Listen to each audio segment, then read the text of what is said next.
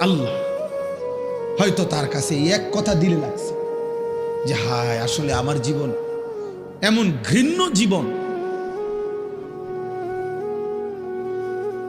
ফুজাইল ইবনে ইয়াজ রাহমাতুল্লাহ আলাইহি রাত্রি গভীরে উনি বড় ডাকাত সর্দার ছিলেন।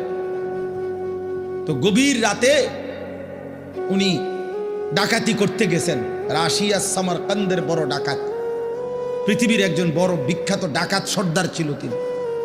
তো রাত্রিবেলা যখন গভীর রাতে এক বাড়িতে ডাকাতি করতে ঢুকছে আল্লাহর কুদরতে, দরজার সামনে গিয়ে যখন দাঁড়াইছে তখন শুনতেছিল বাড়িওয়ালা ওই সময় আল্লাহর কোরআন পড়তেছে। আমার কাছে আরবি কিতাব আছে, কিতাবে লিখছে আজ-জুহাদু মিআতুন, ওই কিতাব।